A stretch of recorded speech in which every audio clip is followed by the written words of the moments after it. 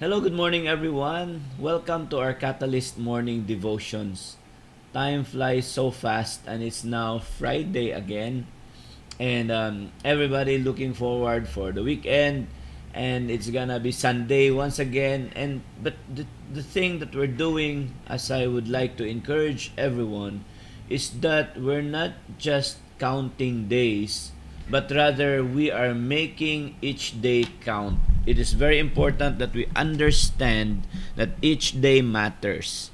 As much as this pandemic has been 5 or 6 months now, and the question is, how have we used this opportunity, this lock-in, this quarantine to our advantage? I believe God is up to something, and for so many people, as you have been aligning yourself to the Lord, you are understanding it already. I understand perfectly well how this pandemic, has even provided a lot of opportunities for me, for us as a church, that we're able to reach out online before we could not do this, and so many things.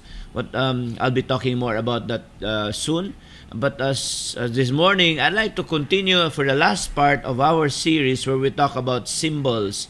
There are 5 symbols of significance, and each of these symbols presents and gives us an understanding of how our lives could matter, how our lives could be transformed from mundane, ordinary to not just success but significance. God's design for us to experience and breathe at a level of production wherein everything that we do prospers, wherein we become productive, like in the book of Genesis where God says, "Be fruitful, multiply, fill the earth, and subdue it." That is a symbol of production. That is an ox. That is when you're not just the one that is successful, but you are making others successful with you. That is an ox. We talked about that. And then the level or the symbol of an eagle, which typifies that of a process. When you get to a level wherein you are keen to details, like an eagle who sees the prey from afar, you should be able to visualize your destiny.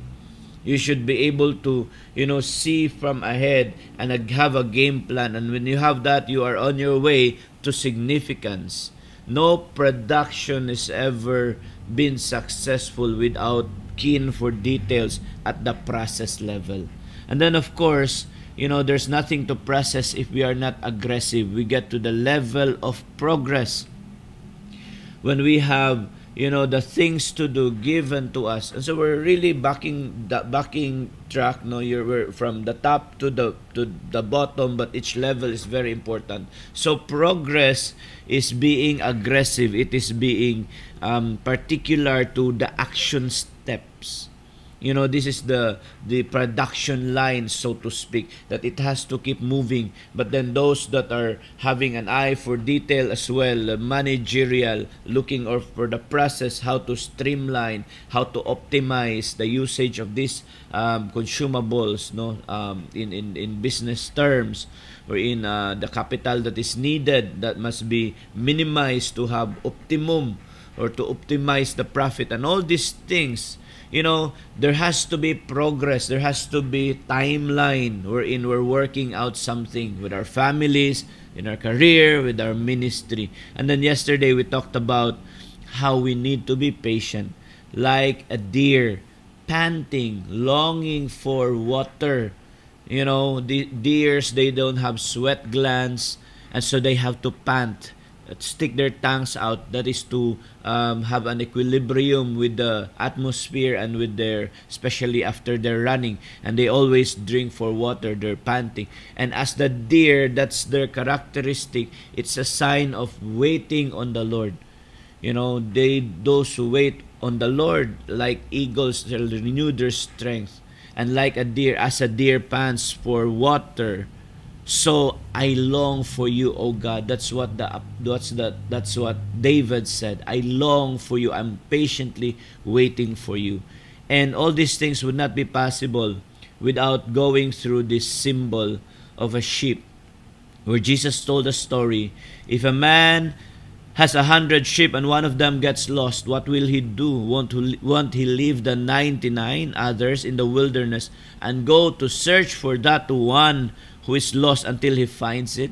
And when he has found it, he will joyfully carry it home on his shoulders. When he arrives, he will call together his friends and neighbors, saying, "Rejoice with me because I have found my lost sheep." In the same way, there is more joy in heaven over one lost sinner who repents and returns to God than over 99 who are righteous and have not strayed away. This is the last symbol, which is the base, the most important symbol, the most important level to your journey towards significance, and that is the symbol of sheep that represents peace. Peace being very important. Jesus used a lost sheep story to show us what we have lost all this time, and that is our inner peace. I believe we are not only likened to the sheep because a sheep they're considered dumb animals. They don't think much. They just follow what is ahead of them. Even when what's ahead of them is falling to a cliff, they will do that. That's why they need a shepherd. Sheep needs shepherd. But we're not just likened to a sheep because they're dumb, but we are likened. What we are likened some as a sheep is because of their innate desire to have peace.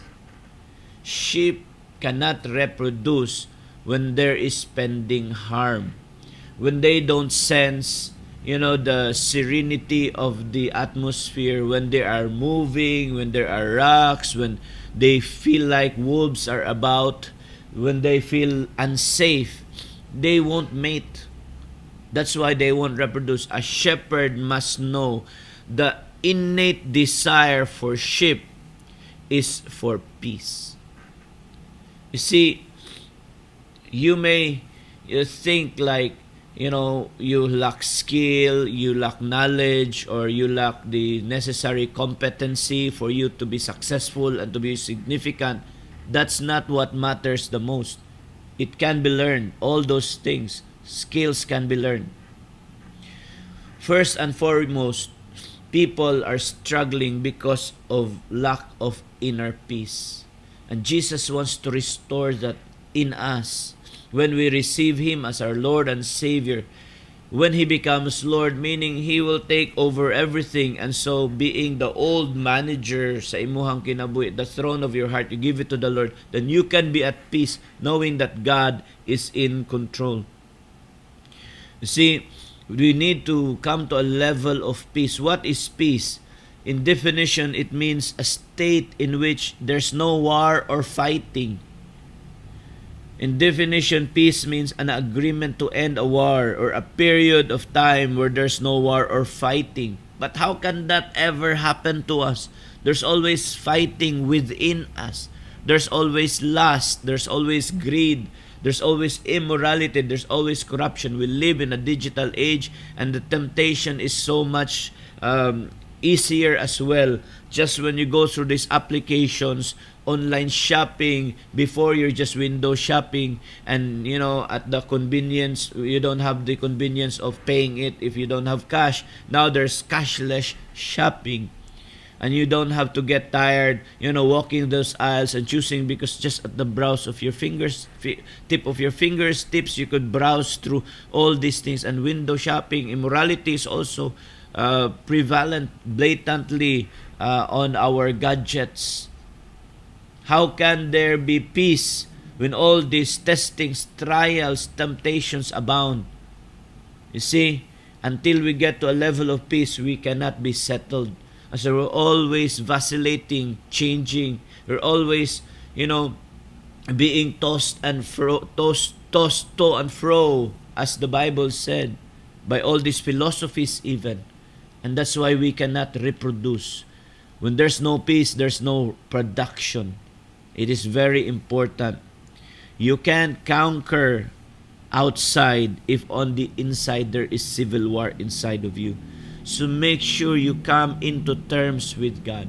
As much as you want to conquer outside, but if there is insecurity inside you, if there are fears inside of you, there are doubts inside of you. So many people are gifted.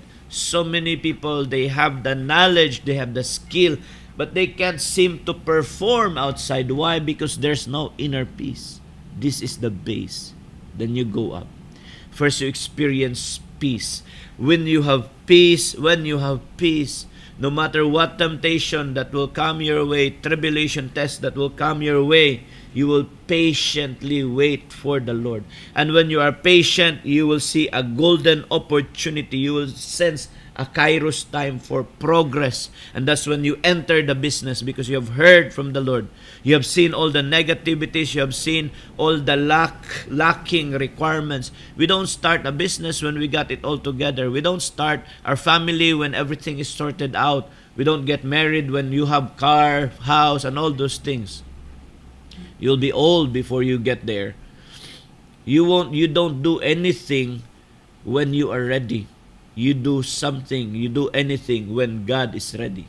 And that is the level of when you are at peace with God. You said, Lord, let your will be done, not my will. And then you're patiently waiting. And then when it's time to act, go, progress. And then as you are already doing things, you look at the process. Look at where God can anoint you more, and He will bring you to that level of production. I pray that this guidelines, I would say this is a guide for us. Look at ourselves, do an inventory in our ministry, walk with the Lord. Are we at peace? Or is there civil war? In our life, as we walk with our family, are we at peace with our wife, with our husband, with our kids? There can be no harmony, there can be no progress, there can be no dynamic relationship within the family if there's lacking ingredient. Your family can be so productive, your business can be so productive, your ministry can be so productive. Look, where are we lacking? Are we lacking in action? Are we lacking in aggression, being aggressive? Are we lacking in waiting for the Lord? Maybe the Lord has not anointed us because we have not waited for His will. Maybe we have lacked in our devotion to Him, and so we could not think straight. It's all about the Lord. It's never been about us. God bless you, church. I pray that you can apply this in every aspect, category of your life. I'd like to continue to challenge us, for these afternoons and tomorrow's Campus Revolution. It starts 3 p.m. If you're not registered yet, you may still, I believe, register online. Just go to the website, g12philippines.net, and register yourself. You'll be able to watch the stream online. And for those of you who have not followed us yet on our Facebook, on our YouTube, on our Facebook page, Catalyst Church Cebu, on our YouTube channel, subscribe, Catalyst Church Cebu. We're having a lot of things in our mind to do as a church, and so stay tuned. God bless you. I'll see you again tomorrow.